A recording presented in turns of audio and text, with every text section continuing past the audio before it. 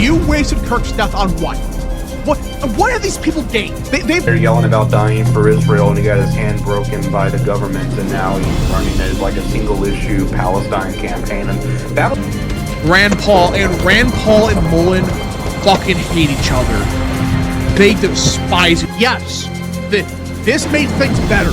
Wouldn't think this would really harm U.S. prices a lot, because I think 2% of American oil comes through the Strait of Hormuz. If he would have done God knows what to get this through. Yeah, it's a racist. It's a Jim Crow law 2.0, even though the legislation provides free ways to get.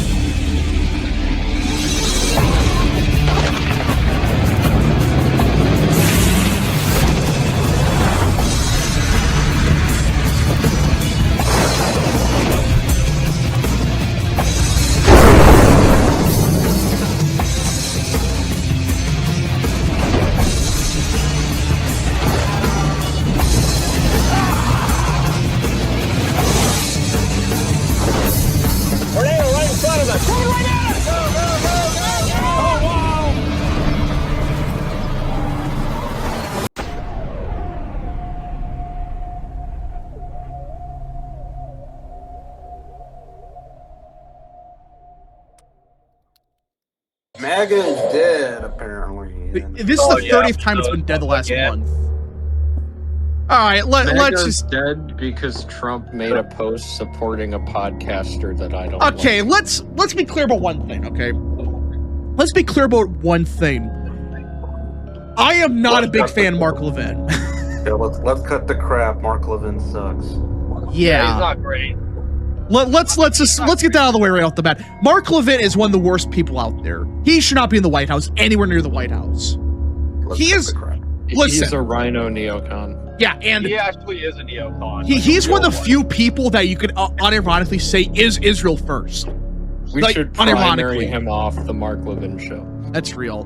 But yeah, so that's the thing with Mark Levin. When people say everyone's Israel first, he is one of the people that you could say, yeah, that guy is definitely, he's Israel first to a certain extent. But what happened last night was Trump put out a Truth Social statement where he basically backed Mark Levin, and he shat indirectly on Megyn Kelly and Tucker Carlson, which, by the way, we got talk with Tucker Carlson now and that whole shit show, but Tehran Tucker Carlson. Yeah. He's not even Qatari anymore. Qatar got rid of, Qatar disavowed his take. Are you serious? Yeah, a couple weeks ago. No, because he was saying that the Iranian strikes at all the Gulf states were Israeli. Oh, that's right. Yeah. It was guys. It was Israel that even though it's the year 2026, all these countries could see where it's coming from. Seriously, and Iran admitted to it. They're just we did it. The Israelis, what they did is the Israelis did the mind control thing, and they went into the bodies of whoever runs Iran at this point, whoever's left of the IRGC, and they said they did it, even though the Israelis did it, guys. That's totally how it works. Yeah, I thought this was a joke at first, this poll, but no, it's real. So, just a little while ago, this was a Democrat internal, by the way. Okay, this was from PPP, a Democrat pollster, and they have Roy Cooper winning. But, Tucker. Luke, explain the poll right here. I pulled it up. Explain what's going on here. Give me one moment. Thank you. Actually, you do. All right, so Roy Cooper is at only 47%. Michael Whatley's at 44%. So that it's Roy Cooper plus 3. But you may notice something. The recalled vote for this poll was Trump 51, Harris 47. So the exact margin of victory for North Carolina. Yeah. In the last election. And Roy Cooper right now is not cracking Harris's margin yet. He is stuck at 47. Did they poll the Green candidate that got his arm broken by... That's a funny thing. It does not look like they did. Nope, not sure. 9%. No, they didn't. Because, for those that don't know, there's a nutcase Green candidate that tried to storm a committee hearing. And, now everybody loves him now. Even though it's like he was going in there yelling about dying for Israel, and he got his hand broken by the government, and now he's running as like a single issue Palestine campaign, and that'll actually probably get him a lot of votes. I could see him doing pretty well. And that's what I think's going on North Carolina. Triangle. I think that's gonna fuck over Cooper. That's the funniest outcome. Let's be honest, it'll probably be memory holded, but I think I don't know. Some of these people are just so schizophrenic. I don't know. There's so many schizophrenics now. Yeah, but I think it'll probably get memory holded. But I will say, I think if there's enough, there could be enough sympathy votes to where Watley actually wins. Memory holded? Yes, memory hold. Not hold it, but that's fine. Memory held. Memory held, yeah. I always thought that Cooper was overrated, but I was really concerned about Watley polling 10 points behind. Some of those polls are just horse shit. Yeah. We do need to spend in the summer we need to bombard North Carolina with anti-Cooper and pro-Watley ads. Yeah. Because we can't just start fucking campaigning in August. Because guess what? Cooper's been campaigning for years for this season. Yeah. 4 years. It should be concerning that this is a Democrat pollster and they have Cooper lose or only up by 3. And he's not at 50%. Yeah. He's at 47. So that's and one thing about this poll that I'd like to point out, and you pointed out earlier, was the fact that it uses recalled vote. And this is the biggest problem with these polls going into 2026. They aren't basing stuff off of recalled vote. What are they basing things off of? They're basing it off of party ID, which sucks because what ends up happening is 30% of the sample ends up being independents. Before we move on, I wanted to touch on this national poll real quick. I put Clarity this is another Democratic internal, by the way. Democratic pollster. I remember certain individuals were pushing this big time. I remember this. Yeah, back in January, 51% Democrat, 42% Republican. That's a D+9 result. Today, 47% Democrat, 43% Republican. That went from D+9 to D+4. That is a 5. Yeah, that is a blue wave. Which is funny because during that time you have gas prices going up, which people are going to vote for Trump. Yeah. Well, I mean, at the end of the day, I think most people realize that it's because of Iran, and I don't. The ironic thing is, ever since the prices went up, people don't really care. Gas is $5.80 here in California.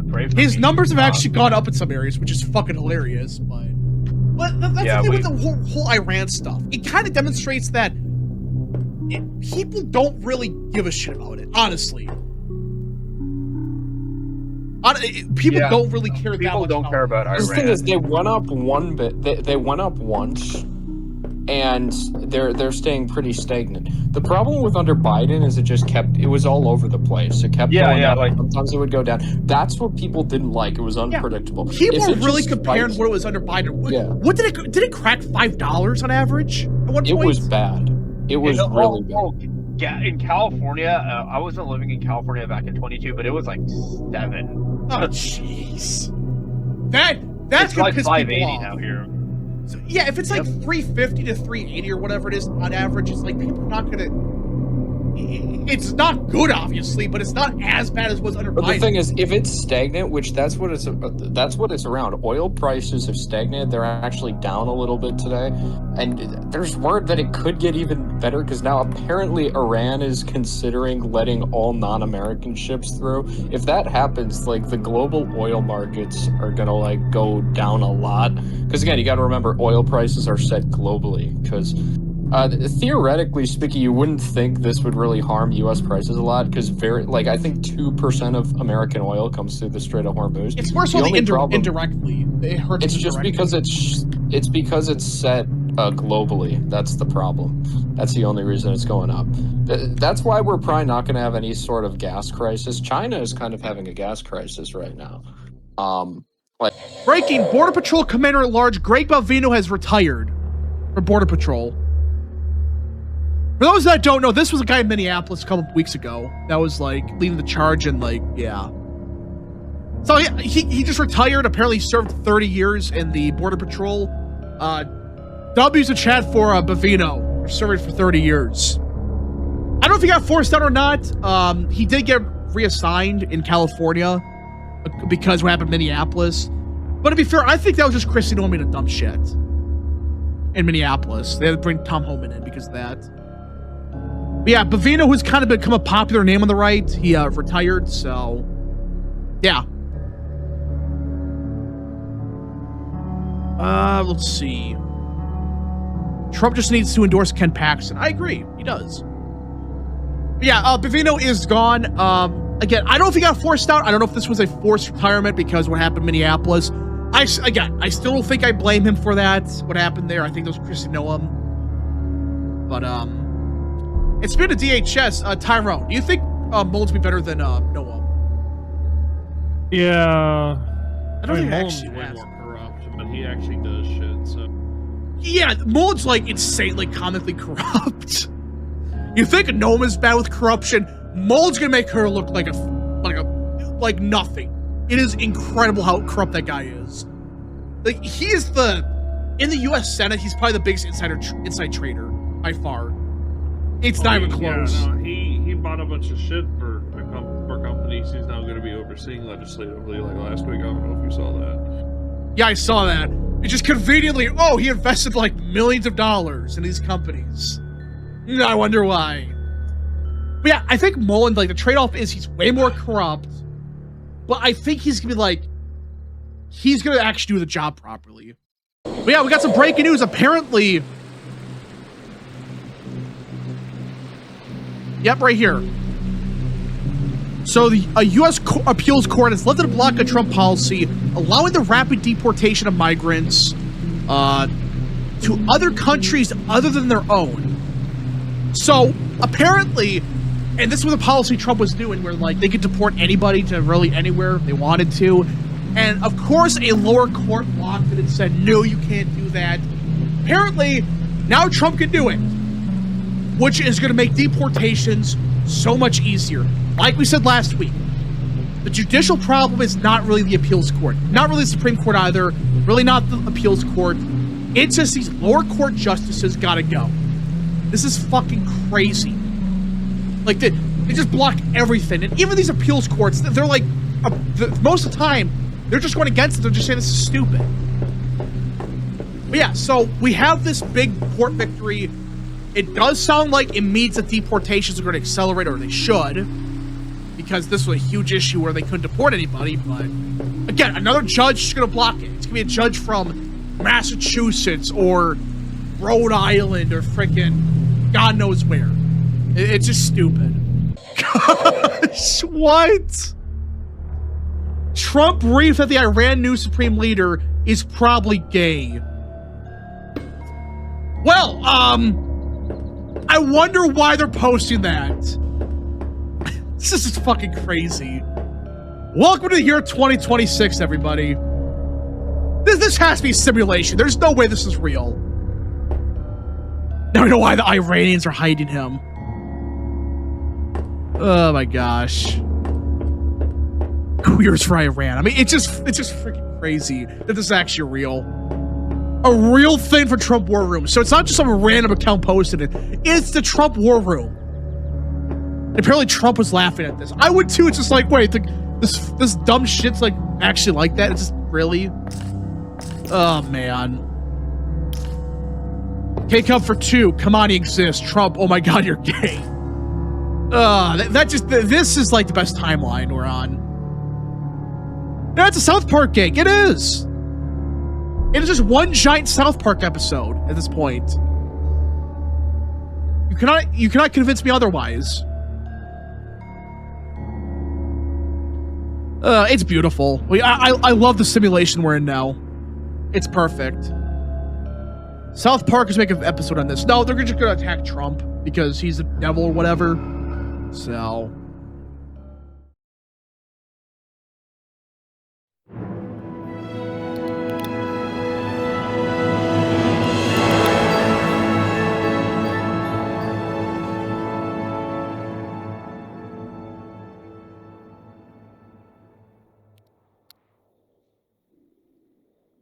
Dave says the Senate Republicans fucked up. 0. Yeah, I can't think of the last time the Senate GOP didn't fuck up. Seriously. Even through the big, beautiful bill, that took Trump using a lot of political capital just to barely pass it. It is pathetic. All right, let's talk about everybody. So, today's kind of a big day for the... There is a lot of procedural votes happening today. This is the first step in trying to pass it. Now, again, this is not actually passing the bill. It's kind of the bullshit they have to do to get it on the floor and try to debate on it. And I included Bernie Moreno in the thumbnail for a reason. That for those that don't know, this is Bernie Moreno of Ohio. He's been phenomenal. Well, according to a correspondent from, yeah, right here. Look at this. Senate Republicans might need Vice President Vance to break a tie on the Save America Act for the procedural vote. Not for the vote itself, just for a bullshit procedural vote. To just get the process started. So it sounds like right now, there are 3 Republicans going to vote no the entire time. Not just for the bill itself, but for the procedural votes. Take a guess who the 3 are. Just take a guess. Mitch McConnell, Murkowski, and Tom Tillis. Really? Seriously, this should be a unanimous vote from every Republican. And instead, you already have 3 Republicans voting no on everything. Yeah, Susan Collins is supporting it. What's the excuse for Tom Tillis, for McConnell, for Murkowski? Seriously? It is complete bullshit. It is insane that we have to deal with this crap. Yeah, apparently it's Tom Tillis. If we would have 54 in the Senate right now, we would not have to deal with this shit. Yeah, those 3 have nothing to lose. And that's the problem. There's going to be a serious discussion about the current state of the Senate and how we actually elect senators, because I've been arguing this for a while, but I think it's clear now. The direct election of senators from the 17th Amendment is a disaster. I'm glad some people are realizing it now. It's like, oh, because you do it this way. Guys, let me explain the whole thing, I guess. Before the 17th Amendment, state legislators picked the senators. That's how it worked. Well, after the 17th Amendment, it became the direct election of them. And you notice, ever since it passed in the mid, I think it was like 1920, 1915, question, has anything like good come from the direct election of senators? Seriously, can anyone name one thing, like a direct positive of the system we got right now? I can't think of one. I cannot think of one thing that you can point to and say, yes, this made things better. By old standards, it made it even worse. Yeah, it was the 1910s, excuse me. Yeah, it was the mid-1910s. They forced it through. But seriously, I cannot think of one positive thing to come from this. Nothing. Because back then, you could say, well, it would be corrupt now. Yes, there was corruption. I'm not denying that. But guess what? Having the state legislators decide, funny enough, actually prevented people like Mitch McConnell from having power for 30 years. That's the ironic thing about it. It just worked that way. Back then, the state legislators, since they could pick the senator, at any point they get pissed with somebody, they forced them out. That's how it worked. Because, guess what? These senators, when they are there in office for 6 years, they become so entrenched, they raise so much money, they have campaign infrastructure, it basically becomes impossible to primary them out.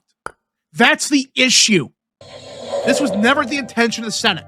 The original intention of the Senate was to be a check by the states in the federal government. That's the reality of it. It was supposed to be The Senate is elected by the state legislators, and they are a check on the people, which is the House. That was the intention. And they were supposed to be the ones that, you know, they're more like actually principled and they don't have to worry about re-election.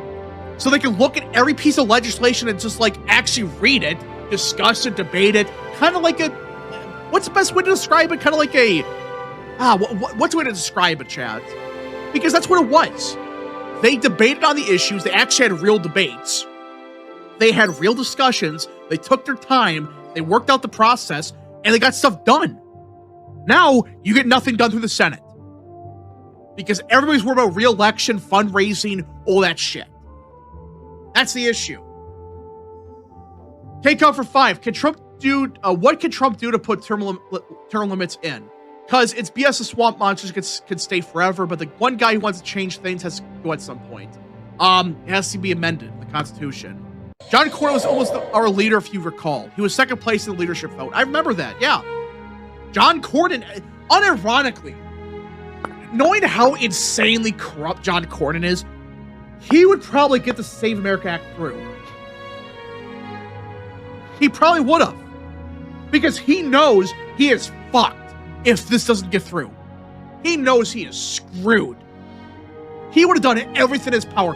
You talk about like corruption, he would have done God knows what to get this through. We would have been better off with John Cornyn. I hate saying that, but that's the reality of it. He would have gotten the thing through at this point. He would have made a deal with God knows who, probably the devil himself, the nuke the filibuster, and yeah. But no, John Thune, he does not have to worry about that. He doesn't really care because his re-election is up in what, 28? So, yeah. He's up at 28, excuse me. Rep Cornyn, yeah, he's fucked. We need Trump to do it. Okay, count for 2. Guess what, U.S. Senate? Dad just came home, yeah. Yeah, the Irish Prime Minister. Yeah, he's just chilling. Like, you know, he's just eating his lunch or whatever. He's just watching Trump just go off for an hour. Please do it. Please. I want to see a Trump filibuster. His own filibuster in the Senate. Like, please. You know how much entertainment that would bring to everybody? If he just sat there and did his own filibuster. Please do it. We're to see though, but yeah. Yeah, he should do it. Why not? Like, at this point, what do you have to lose? What do you have to lose if you try it? Oh, the Ireland Prime Minister hears a muffled yelling, yeah. He's just in the other room eating like a sandwich. And just freaking Trump's going off in the other room, yeah. Irish Prime Minister, Mr. Trump, what are we doing? Mr. Trump, watch this shit, man. This is gonna be awesome. Yeah, I hope he does that. Please. Please do it. How likely Trump knows what Thune did 100%? Yeah, Trump is... Yeah. We'll see.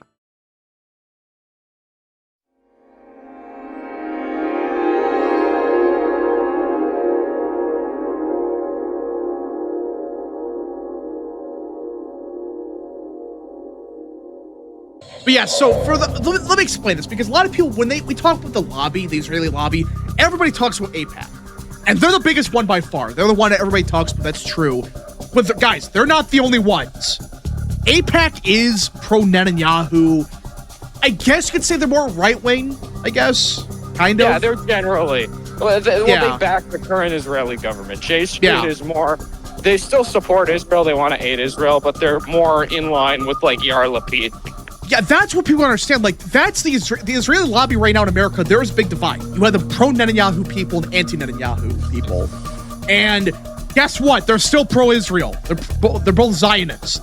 So this copium that, guys, no, the anti-AIPAC candidate actually won. You do realize he's backed by J Street, right? And yeah, the other one? I recommend...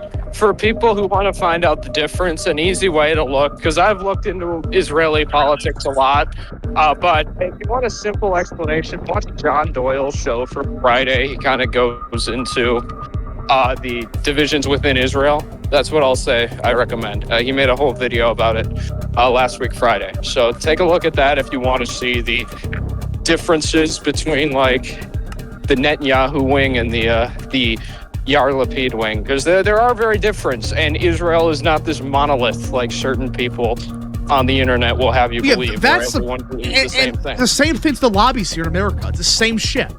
They're all like pro-Israel, but just because they're anti-Netanyahu does not mean they're not Zionist. I can't believe I explain this.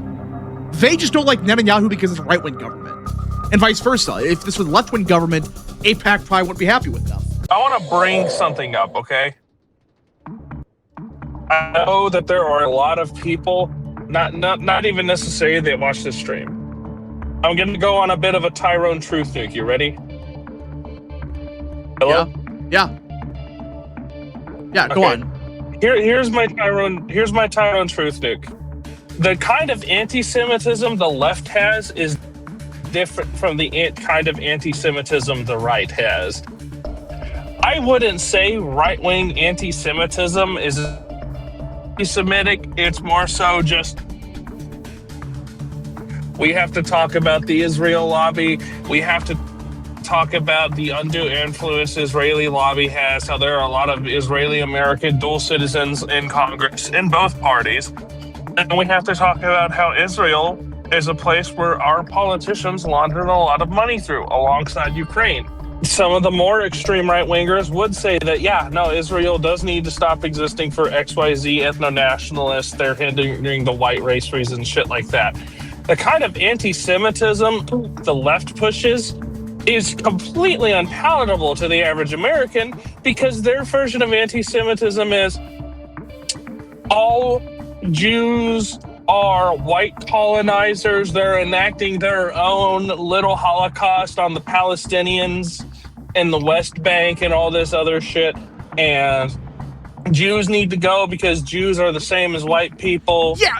And that is the kind of insane Trump and some of the Israeli skeptics in his foreign policy group have been able to make headway with Republican voters on the Israel question because they have been able to specifically frame it as an issue of foreign policy, especially with how they handle certain threats to their state, like Iran and oil and their trade deals with China. Left-wing anti-Semitism is literally just Jews are white people and all white people are bad and they're killing the poor brown people in the West Bank. That's why we need to give all of our nukes to Africa so all white people die, including Jews. That is literally their policy position. It's third world of slop. It's fucking insane. It's third world insanity. Yeah, if you understand, also important to note, it's very few white leftists pushing this. It's almost entirely first, second, sometimes third generation immigrants from third world, like African and Islamic countries like Pakistan or Iran or like a... The Save America Act, by the way. It's still on the floor. That's about it. Yeah, it's still, as far as that, okay.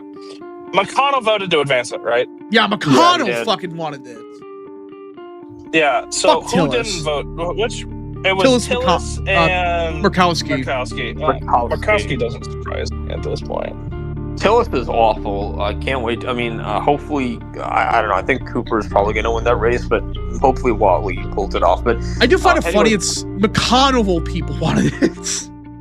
Well, okay, so here's the thing. It's like what Luke pointed out the other day. We're actually starting to gain in the North Carolina polls again. Yeah, we are. Hopefully, but I still think it's lean to tilt to lean D, but things can and probably will change. That's going to be a talk by election day. But yeah. No, I'm telling you guys, I think we might be on track to that. We'll see. I think we're going to win it. If we win that, you gotta remember, they have a Green Party candidate. That's right. He's going to go 2% of the votes. Because they haven't had a Green Party candidate for Senate in a while in North Carolina. And this guy, had a viral moment. So you could get a lot of sympathy vote, especially in the college towns. All right. Yes. I do think we're on track to win North Carolina. I think as we get closer and Trump definitely starts hitting the campaign trail again, it's going to be a good thing for us. If Collins wins and we hold North Carolina and somehow flip Georgia, then man, this is going to be like better than a reverse 2020. We love Rand Paul, don't we? Given a position, why the fuck was he put in charge of like a Senate position, dude? All right, for those that don't know, so Mark Wayne Mullen is having his confirmation hearing as we speak, and take a guess who runs that committee. The one committee we need to get him through. Rand Paul and Mullen fucking hate each other. They despise each other. We're not talking about just a normal dislike of each other. They fucking hate each other. And apparently, Senator Katie Burr of Alabama, she was going to introduce Mullen at the hearing, but Rand Paul blocked her. And he did himself. And basically, Rand Paul, all he's doing is he's going to sink Mullen's confirmation, basically, because the two hate each other. A personal fucking beef. Why the fuck was he put in this position? Why? Right here, a source from... During the COVID era, he was actually kind of useful, and people thought he'd be good, but then he just spurred out. Yeah, right here. What the fuck is that sound? I'm sorry, I'm driving. Okay, give me a second. It says right here, statement of Fox via a senior Senate GOP source familiar with the situation. Rand Paul has become completely blinded by his hatred of President Trump and his petty personal squabbles. His actions today were those of a seething snake and a hopeless hypocrite. What kind of free speech advocate would bar Senator Mullen's choice to deliver his introduction from speaking? Yeah, so Mullen picked Katie Britt to introduce him, and Rand Paul was the only one that could block him, and he did. And what kind of Republican would bar a fellow Republican senator from voicing their support of a colleague? Why is this guy allowed to hold the GOP gavel? Yeah, so he not just blocked Katie Britt, he blocked him from introducing himself. This is Rand Paul, everybody. What do you notice with Rand Paul and Thomas Massie? What's a constant trend with them? They hate Trump. Libertarians when they're asked to do anything other than counter signal Trump. Well, not only that, but I've been noticing more of this recently. Their principles are not principles. It's personal beef they have with people. And they just claim it's principles. And morons eat it up. Because, oh my God, Rand Paul 10 years ago voted good on one issue. People are scared to admit sometimes power needs to be taken for the sake of power, so they sell themselves on lies. Yeah, like the thing with Trump is there is an idea being floated around where they invoke a kind of like a national emergency type inside a new executive order for election security. Now, that I don't think has ever been tested before or even attempted. Ever. I could be wrong. Maybe some obscure thing happened in the Civil War. If he does that, that would also be a fucking fantastic way to temporarily energize Democrats and give them something to actually fundraise on. Trump's invoking a fascist executive order in order to try and bypass our safe and secure democratic elections by imposing voting right, by restricting voting rights. Yeah, it's a racist. It's a Jim Crow law 2.0, even though the legislation provides free ways to get the proof of citizenship. This is gonna make Jim Crow look like Jim Eagle. Jim Eagle. Jim Eagle. It's gonna be Jim Eagle. American Nerd for 6. I'm the only person that remembers Biden saying that. I remember that. Yeah, I remember that. That one was epic. Oh my gosh. American Nerd for 6. I know what a black job is. It's the president of the United States. Oh gosh. American Nerd for 6. If Mullen doesn't get through, Trump should go off on Rand Paul. Oh, he's going to. I did hear Trump's getting fucking fed up with the Senate. He might go off a lot of people tonight. We'll see. Again, the voter rolls are filled with shit, and they don't want to reform for a reason. That's the one they're fighting over. Guys, the voter rolls are full of illegals and fraudulent votes that allow the Democratic Party. Look, we've already cut out the money from their ability to sustain all of this. That's why they're now magically all of a sudden at one of the worst cash losses they've ever fucking seen in their time as a national party. Yeah. It's objectively true. Like, yeah, there are some people raising a lot of money, but you look at who they're getting the money from, and you realize this is not sustainable. What's also worth pointing out is that a lot of these guys who are receiving all this money traditionally would be receiving at least a significant chunk of it out of grassroots. Yeah. Some of their top fundraisers right now, like fucking Talarico and Ossoff, like 90% of their votes are coming from out of state fucking like Silicon Valley and the machine's dead. I'm telling everybody this right now. Yes, Democrats have an enthusiasm gap, but I'm telling you, it's not as big as people think it is. They have a huge problem money for it.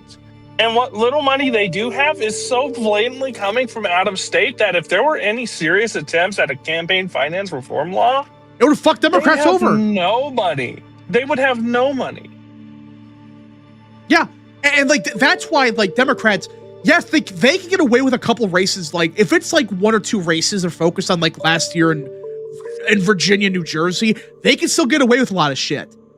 But look, they're not raising jack shit this year. They're getting fucking obliterated. And they got lucky Republicans, and namely Trump, he didn't give a shit about Sears.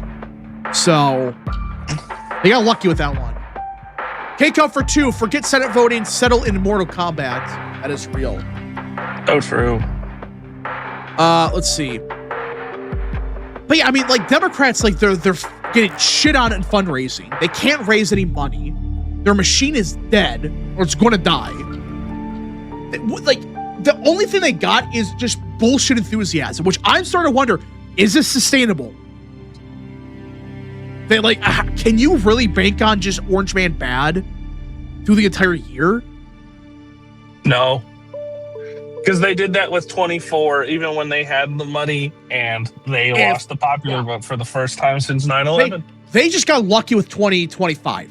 Let's be honest. They got lucky with the shutdown, and that's about it. But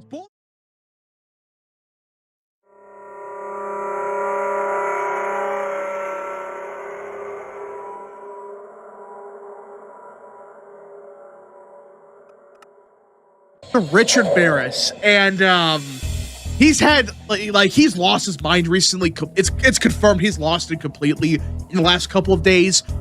But look at this. This is what Rich Barris said. That ticket would totally decimate the Republican Party, and he's referring to a Tucker Carlson Joe Kent ticket. It's just hilarious to watch Israel First, currently responsible for the coming midterm disaster, argue with Mike on this. He's talking with Cernovich. It almost certainly outperforms Ross Perot in 1992. Only real question is, by how much? Yeah. So in the span of like 48 hours, we went from basically nobody knowing who Joe Kent was to suddenly a Tucker Carlson and Joe Kent ticket would not just do good as a third-party candidate, they would outperform Ross Perot in 92. Yeah. Because of God knows what. Seriously. This has to be the dumbest thing I've ever seen. Right now, in the polls that have Tucker Carlson on the ticket, he is pulling out 1% in the GOP primary. Yet you're telling me that in the general, he's going to be cracking 20%. That's essentially what the margin is. Ross Perot, I think, got 19% of the vote, 20%. So let's just say 20%. You're telling me he can't even crack 1% in the Republican primary. And there's been a bunch of polls showing nobody likes excuse me, good Lord. Nobody is supporting Carlson in any poll. They asked a question from, I think it was Jail Partners. They asked, who do you agree more with on foreign policy? And Trump won that issue by like 90 points. So what the hell are these people talking about? They can't crack 1% in a primary. Yet you're telling me that this ticket, who, by the way, Joe Kent A quick reminder, back in 2022, he lost a House race, same thing in 24, in a Republican-leaning district. I know Washington 3rd is getting more Democrat, I get that, but still, Trump won it by 4 points back in 2020, won it by 3 in 2024, and yet Joe Kent lost both times. I really think Robinson will get off from this. I have a sick feeling about it. I have a real bad feeling about this case. All you need is 1 or 2 people in the jury that are schizophrenic. That's all you need. They believe the Egyptians did it, the Mormons, the CIA, the X-Men did it, like there's a big death cult, like it's gonna be anybody but Robinson. If Tyler Robinson's left scot-free, does nobody understand the damage from that, the precedent that sets? It gives these lunatics free reign to do essentially anything and run these podcasters that have supposedly millions of viewers and claim, oh no, it was the Egyptians, it was the Mormon bee death cult called the Bee Killer, the beekeepers or whatever, ran by the Egyptians. There's 13 Egyptian planes flying around. It's just, what the hell? It's just insane.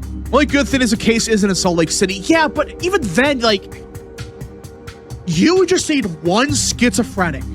A quick reminder that already Democrats in big cities, they are training their people to be activists on a jury. I'm not even joking. Look it up. I think it's like Portland and Chicago and DC. They have activist organizations training people to find a way on these juries and nullify everything. No matter what happened, vote no. Or say it's not guilty or whatever. No matter what it is. If you are still a patriot and you are not currently speaking about the Carney government murdering American citizens, what are you talking about? Stupid activist judge keeps believing everything now. Well, again, you just need one juror to say it's the Egyptians. The right had a once, and possibly not just a generational, once in a lifetime opportunity to fully destroy the left, politically speaking. After Charlie Kirk got shot, everybody was realizing these people are fucking nuts. And instead, these idiots like Candace Owens, Tucker Carlson, Joe Kent now, instead of focusing on this, they went off the rails and did this other shit. You had a once-in-a-lifetime opportunity. Now it's gone. You wasted Kirk's death on what? What have these people gained? We have gained nothing on this. These people won by making money. But in actually trying to figure out the truth and expose the NGOs, which, by the way, now it's being reported, they did not investigate the NGOs because of a certain Joe Kent, allegedly. We don't know for sure, but the point is, you had an opportunity and you blew it on this shit. That's the part that's just like shocking to me. You didn't even try. It was a psyop from the get-go. It's just, wow. You had an opportunity, and now Kirk's death is for what? Kirk's death went to waste. I hate to say that, but it's reality. You had a chance to expose this shit, and you didn't. Now it's I think it's too late now, because now, if you do something, the schizophrenics are going to say, it's all a conspiracy, it's a cover-up for the Egyptians. Wow. Wow, wow, wow. I have no clue how this quote-unquote civil war, it's not as widespread as some people claim it is. It is overblown dramatically. But it's a serious issue, because in some states, you only need a couple thousand voters to vote against you, and that's it. Oh, God. Lisa Murkowski. Oh, gee, what is this? Lisa Murkowski has just submitted an amendment to the Save America Act exempting people born before 1961 from having to prove their citizenship. Oh, Jesus. That defeats the whole purpose of the bill. Because you can just say, oh, I was born in 1960. There's no proof of it. I was born in 1960, everybody. Really? Are you serious right now? It defeats the whole purpose. Wow. So you're telling me that she's throwing a hissy fit because of this? Really? It defeats the fucking purpose. Why 1961 specifically? Maybe Alaska statehood? I don't fucking know. What's the point? Because now everybody can just claim, yeah, I was born in 1960. I was born in 1959. No proof of it. I get there are some issues. I get what she was trying to talk about. She did bring up some good issues. I understand that. But seriously, there has to be other ways to handle this instead of just saying, oh yeah, if you're a certain age, don't gotta prove anything. Because, like, still, like, the government would have those documents. I don't get this fucking logic. Oh my gosh. Oh no. Tucker just had a new episode. Oh, hell no. Yeah, so Tucker just released a brand new episode. And, no fucking way. It's the professor guy. Oh my gosh. For those that don't know, this guy's become such a fucking meme on the right. On Twitter, it's just, he's delusional. He has no clue he's talking about. And this dumb shit. And Tucker Carlson just brought this guy on as an expert. Oh my god. What is Tucker doing? Seriously? It's just, what the hell? It's cooked. Yeah, it's just over. Pack it up, it's over. And there's still gonna be fucking people defending a political prophet. Yeah. This guy is, you talk about a schizophrenic and a conspiracy nutcase, that's who this guy is. He is insane. What the hell are we doing here? We have hit rock bottom, I think. How can you get any lower than this? Yeah, full third worldist. This guy is he's the king of third worldist. And Tucker interviewed him. Look at some of these fucking questions. How will the Iran war be resolved? The three major trends we will see due to this war. Japan being a nuclear power. Future South Korea. What is this? Energy crisis. Future of Iran. Of course, Israel. Ground troops in Iran. Professor, how do you say his freaking name? His advice on Trump. Who is, what the hell? Oh my gosh. This is a real thing. I thought this was a joke. He actually interviewed the schizophrenic third worldist. Oh my gosh. And, this tweet from him should tell you everything.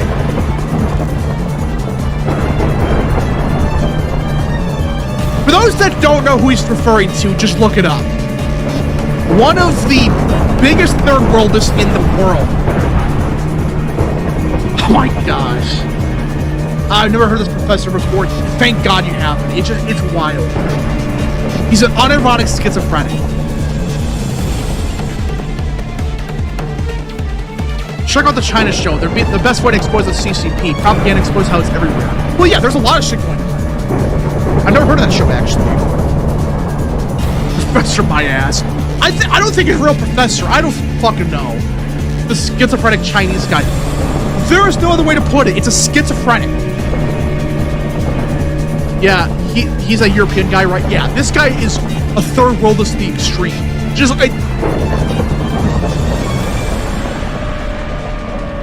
don't look it up. The point is, this is not good.